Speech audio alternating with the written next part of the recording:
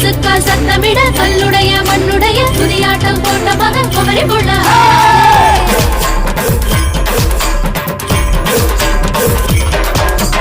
ஆயிரங்கால் மண்டபத்தை அரைநாளில் பார்த்தவங்க ஒன்னழகா பார்க்கணும்னா ஒரு மாசம் பிடிக்கும்படி. உச்சனூர் மாம இங்க உச்சு கட்ட வந்திருக்கா.